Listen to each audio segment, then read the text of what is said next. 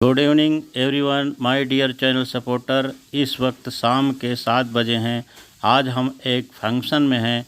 आपको आज इस फंक्शन से संबंधित कुछ बातें आपके साथ शेयर करना चाहता हूं, जो आधुनिकता में देखा जा रहा है। सबसे पहले हम भारी भड़कम वाले गेस्ट हाउस में भोजन के बारे में बात करते हैं। कहा जाता है कि जहां उत्तम भोजन होता था, वहां स्वयं देवता भी भोग लगाते थे। पुराने समय में प्रचलित भोजन व्यवस्था काफ़ी सुचारू रूप से चलती थी। अक्सर गांव के लोग एक साथ पंगत में उपस्थित होकर अपना योगदान करते थे। ज़मीन पर बिठाकर पत्तलों में भोजन परोसा जाता था।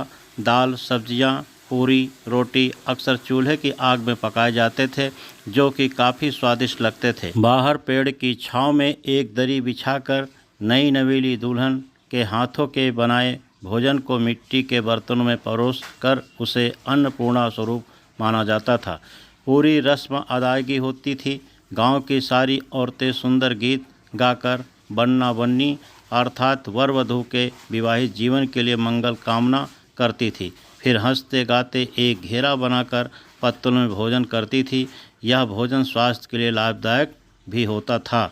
गांव के सारे लोग मिलकर जब पंगत व्यवस्था करते थे तो मंदिर हो या कथा या मुंडन संस्कार या रिंग सेरेमनी, सब में एकता के साथ कार्यक्रम को सफल बनाया जाता था। आजकल यह व्यवस्था विलुप्त होने लगी है। शादी विवाह के दौरान बफे सिस्टम में अक्सर लोग खाने की प्लेट्स पर ऐसे टूट पड़ते हैं जैसे भोजन समाप्त हो जाएगा तो दोबारा नहीं मिलेगा। वर्तमान युग में ना तो पहले जैसे भोजन की व्यवस्था रही, ना ही पहले जैसे भोजन का स्वाद। तामसी भोजन ने लोगों के स्वास्थ्य पर बुरा असर डाला है। मिलावट करके तेल में सारे व्यंजन बनते हैं जिसे लोग बड़े स्वाद से खाते हैं।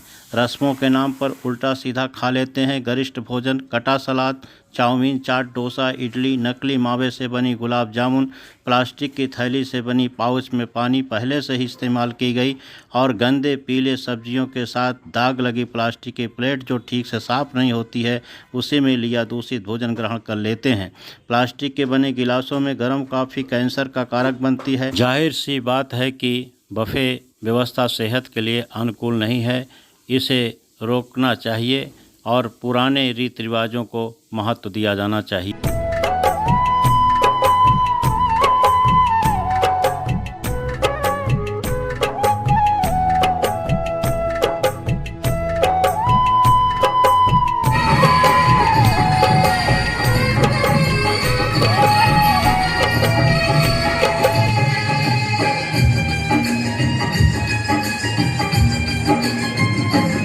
आदमी जब पत्तों पर खाता था, मेहमान को देखकर हरा हो जाता था। बाद में मिट्टी के बर्तन में खाने लगा, ज़मीन से जुड़कर रिश्ते निभाने लगा।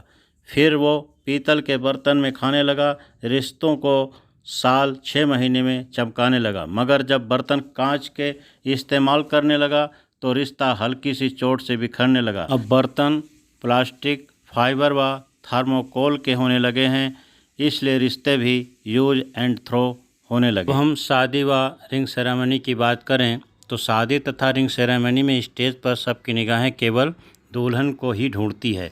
इसलिए शादी व रिंग सेरेमनी में स्टेज तक दुल्हन की एंट्री भी कुछ ऐसी होती है जो लोग देखते ही रह जाते हैं। पहले दुल्हन को उनकी बहनें और सहेलियां पकड़कर स्टेज तक लाती थी और पर्दा होता था। अब दुल्हनें शादी के मंडप और रिंग सेरेमनी में स्टेज तक जाने के लिए स्वयं आत्मनिर्भर हो गई हैं।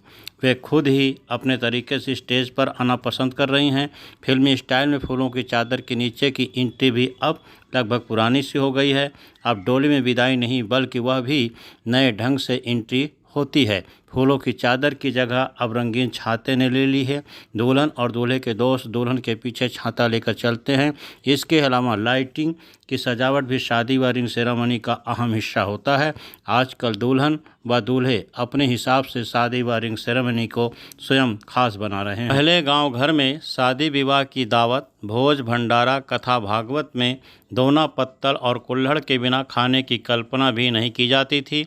जैसे जैसे समय बढ़ रहा है, धीरे धीरे धीरे यह महत्वपूर्ण प्रचलन समाप्त होता जा रहा है। आधुनिकता की चकाचौंध दिखावा और बुफे सिस्टम की वजह से हमारी यह पारंपरिक विरासत विलुप्ति के कगार पर खड़ी है।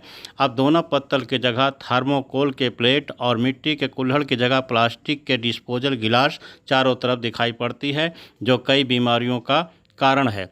आज भी शहर या गांव के कई इलाकों में पूजा पाठ के लिए हरे पत्तों के दोना पत्तल को ही स्वीकार किया जाता है, क्योंकि यह पवित्र माना जाता है। जबकि ग्रामीण क्षेत्र के बड़े बुजुर्ग आज भी घर के किसी उत्सव या भोज में हरे पत्तों से बने दोना पत्तल में ही खाना पसंद करते हैं। पारंपरिक रूप से पलाश के पत्तल पर भोजन करने को बहुत फायदेमंद माना जाता है। प्राचीन वैदिक परंपरा के अनुसार पलाश के पत्ते पर भोजन करने से वही फायदा होता है जो फूल के बर्तन में भोजन करने से होता है। तंत्र संबंधी रोग तथा अन्य रोग वाले व्यक्ति भी इस पत्तल पर भोजन करने से निरोगी हो जाता है।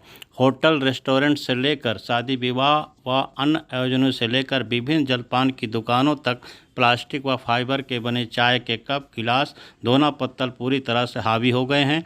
इससे कुम्हारों के अलावा दोनों पत्तल का व्यवसाय करने वालों का भी कारोबार चौपट हो गया है। हालत ये हो गई है कि ऐसे व्यवसायियों का अपना परिवार पालना मुश्किल हो गया। मैं बहुत ही शुक्रगुजार हूँ कि प्रयागराज जनपद के सिविल लाइन में स्थित चोखा बाटी रेस्टोरेंट में हरे पत्तल में चोखा बाटी व कुल्हड़ में ठंडा पानी व मिट्टी के बने प्यालों में चावल और दाल परोसते हैं।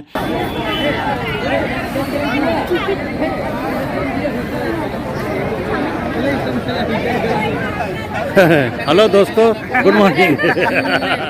Good morning, good morning, good morning, good evening. सुनो तो संस्कार शरीफ में है। नमस्ते। और ठीक है? बढ़िया। हाँ, अभी खाएंगे। खाना खाना हो गया? अच्छा अच्छा। हाँ हाँ, वो मिल जाए तो बहुत बढ़िया। सही बात है। हाँ सेहत खराब। हाँ हाँ हाँ, सही बात। चलिए चलिए, नमस्ते।